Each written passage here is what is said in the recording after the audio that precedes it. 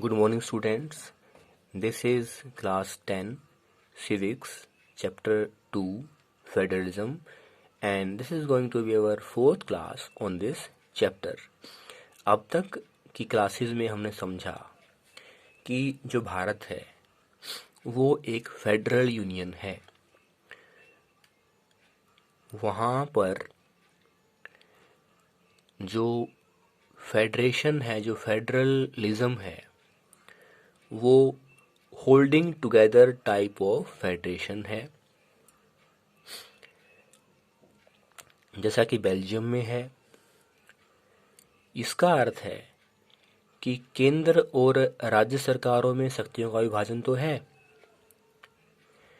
लेकिन जहां कहीं भी केंद्र और राज्य सरकारों में निर्णय लेने के संबंध में टकराव आ जाता है तो केंद्र सरकार के निर्णय को फाइनल, अंतिम माना जाता है।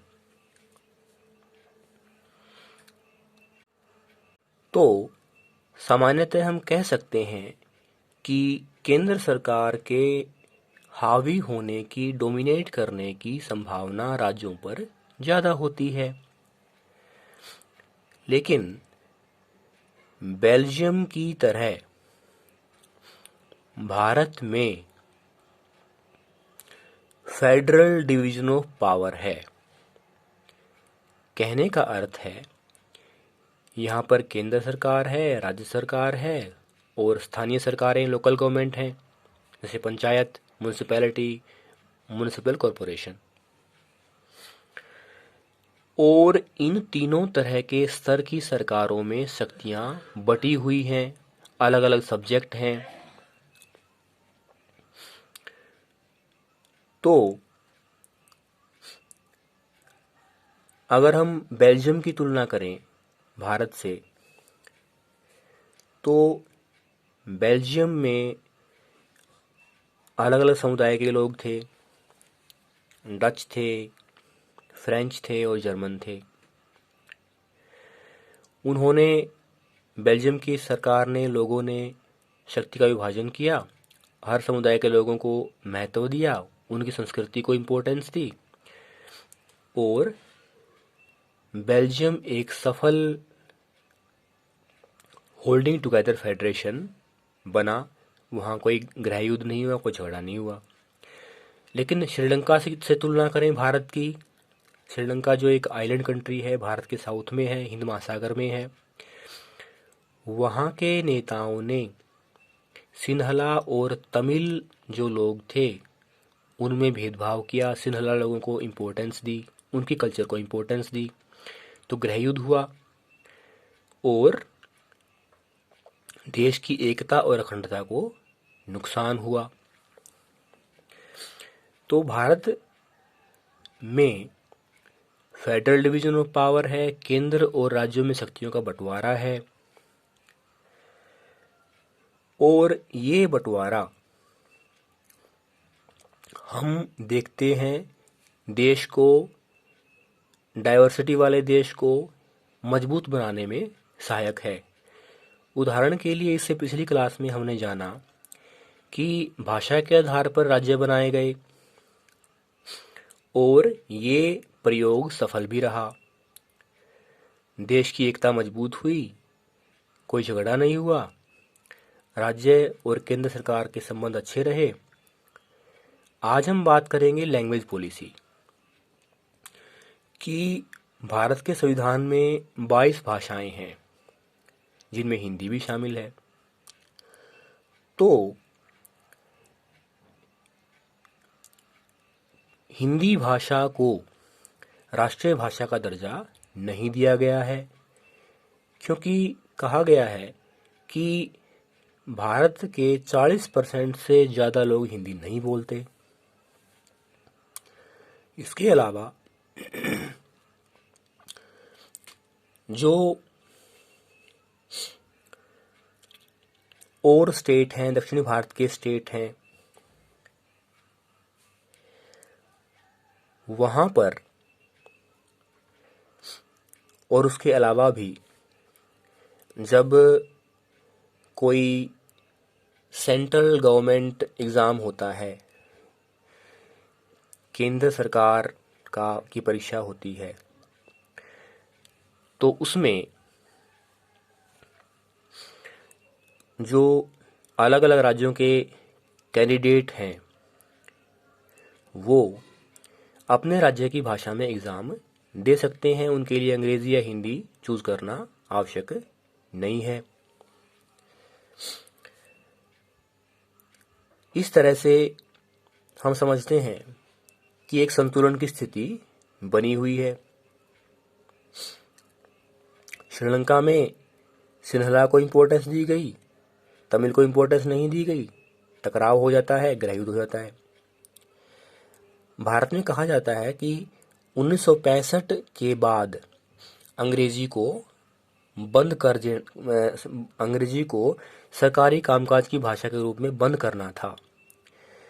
लेकिन दक्षिणी भारत के जो राज्य हैं, उदाहरण के लिए तमिलनाडु, उन्होंने कहा कि अंग्रेजी को जारी रखा जाए और अंग्रेजी फिर उसके बाद हिंदी के साथ साथ सरकारी कामकाज की भाषा के रूप में जारी रही। इस तरह से हम कह सकते हैं कि हिंदी को थोपा नहीं गया लोगों पर, दक्षिण भारत के लोगों पर, और परिणाम नकारात्मक नहीं रहा। इस तरह से हमारे संविधान का जो लचीलापन है वो उपयुक्त साबित हुआ। राज्यों का भाषा के आधार पर गठन, भाषा संबंधी नीति के बाद तीसरा पॉइंट हमारा बनता है केंद्र और राज्य सरकारों के संबंध, कि किस तरह से भारत की फेडरल यूनियन ने केंद्र और राज्य सरकारों के संबंधों के बारे में ऐसा क्या किया कि टकराव की स्थिति नहीं हुई और देश मजबूत हुआ, श्रीलंका जैसी गृहयुद्ध की स्थिति नहीं हुई और स्थिति सही रही। 1990 से पहले ऐसे उदाहरण सामने आए कि जब जिस पार्टी की सरकार केंद्र में होती थी, राज्य में भी उसी पार्टी की सरकार होती थी। इस तरह से यह समझा गया कि केंद्र सरकार स्वायत्त नहीं है, ऑटोनोमस नहीं है, उसके पास अपने निर्णय लेने की क्षमता नहीं है। क्योंकि भारत जैसे देश में जब केंद्र और राज्य सरकारों के बीच में टकराव आता है तो केंद्र सरकार की बात मानी जाती है। तो इस तरह से वो राज्य सरकार जहां पर उसी पार्टी की सरकार है, जो इस पार्टी की सरकार केंद्र में है, वो राज्य सरकार केंद्र सरकार के एक तरह से अधीन हो जाती है, जैसा जो कि फेडरल फॉर्म ऑफ गवर्नमेंट में नहीं होना चाहिए।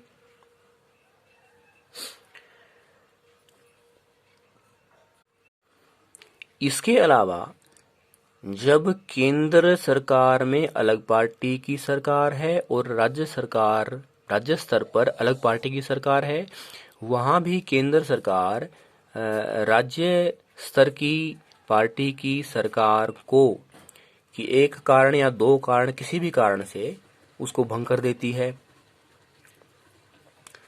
तो ये भी फेडरल जो फॉर्म ऑफ गवर्नमेंट है, जो फेडरल यूनियन है, जो उसका सही स्वरूप नहीं दिखाती, वो भी सही नहीं है। तो क्या हुआ, 1990 के बाद जो क्षेत्रीय पार्टियां हैं, जो रीजनल पॉलिटिकल पार्टीज हैं, उनकी संख्या बढ़ी और अब एक केंद्रीय पार्टी, नेशनल पार्टी, किसी रीजनल पार्टी के साथ मिलकर भी सरकार बना सकती थी, जिसे कोएलिशन गवर्नमेंट, गठबंधन की सरकार का नाम दिया गया। और इस तरह से केंद्र सरकार की जो मनमानी है उसकी संभावना न के बराबर हो जाती है। और जो फेडरलिज्म में केंद्र और राज्य सरकार में जो शक्तियों का विभाजन है, जो पावर शेयरिंग है, उसका संतुलन ठीक रहता है और राज्य सरकारें भी ऑटोनोमस रहती हैं, उनके अपने निर्णय होते हैं। इस तरह से फेडरलिज्म में जो पावर शेयरिंग की व्यवस्था होती है, जो बैलेंस होता है डिवीजन ऑफ पावर का स्टेट और राज्यों में, वो और मजबूत हुआ और भारत के सर्वोच्च न्यायालय सुप्रीम कोर्ट ने भी इस कदम की कोalition गवर्नमेंट का जो कदम कोalition गवर्नमेंट बनने का जो कदम है उसकी सराहना की। और अंत में इस निष्कर्ष पर पहुंचते हैं कि जो पावर शेयरिंग है, जो फेडरल फॉर्म ऑफ गवर्नमेंट में होती है, केंद्र और राज्य सरकारों में, वो देश की एकता के लिए आवश्यक है और वो समय के साथ साथ बढ़ी है, कम नहीं हुई है। थैंक्स।